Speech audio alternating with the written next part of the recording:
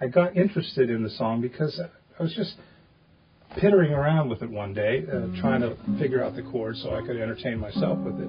I realized, of course, once you get into creating the sound with your hands, it goes deeper into you, and you realize some things that you don't necessarily realize about songs just merely by listening to them. And I realized what a great song it was on so many levels.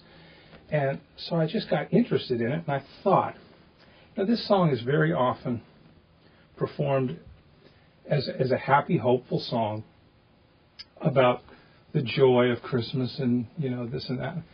I got to thinking, when you really listen to the words, there's a real sadness in that song. And I got to thinking, I think this was a World War II era song. And how must millions of people have felt hearing that lyric about, have a merry little Christmas.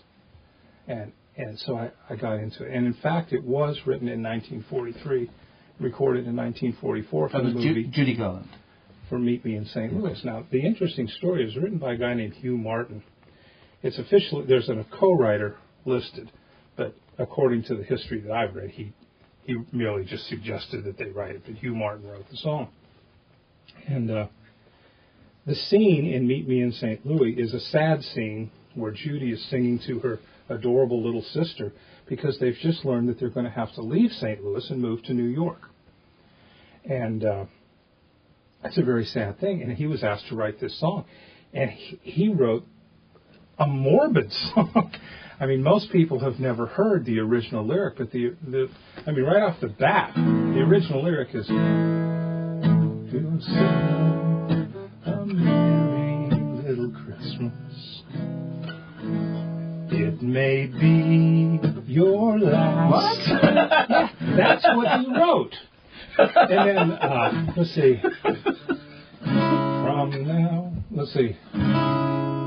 Next year we may all be living in the past. Well, it rhymes. So it was a very, very sad song. The second verse is almost comical. It's, "Have yourself a merry little Christmas.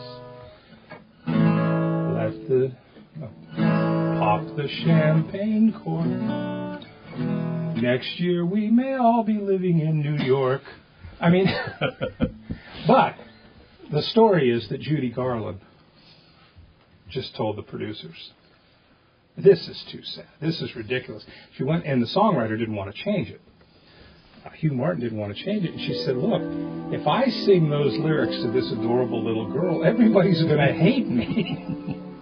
And so he softened it. Have yourself a merry little Christmas. But he softened it to something that still, version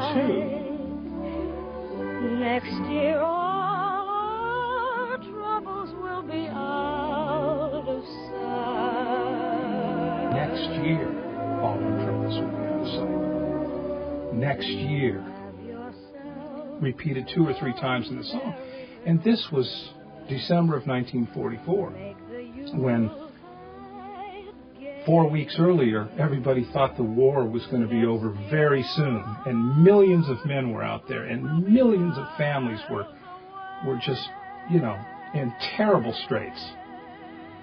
And then the Battle of the Bulge, the Germans offensive, December 1944, right when this song was being played on the radio.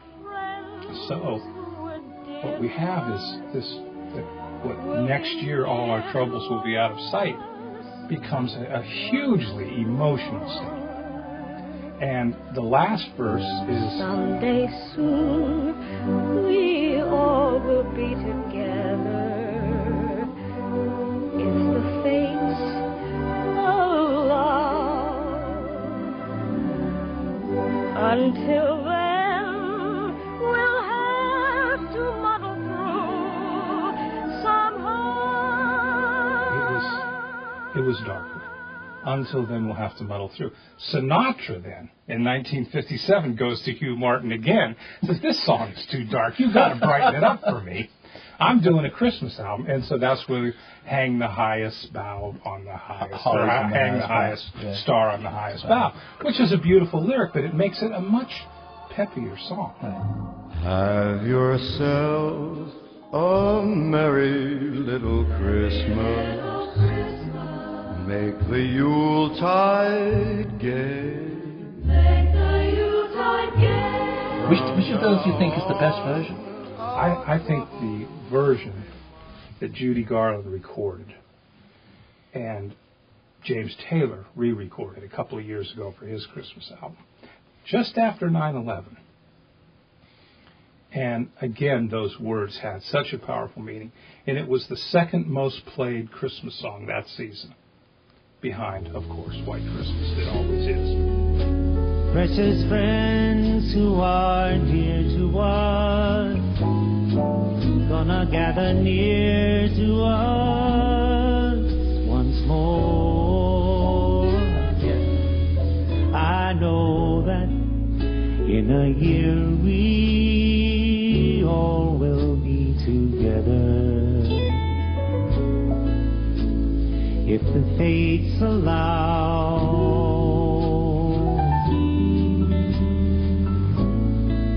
Until then we'll just have to muddle through somehow. So the original version in the end ends up as the iconic version because the Sinatra version is too fluffy. It is fluffy. Well, that's just me. I mean, I like the middle version.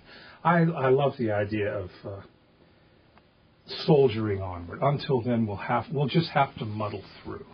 And I just think that says a lot about people and spirit and the season. So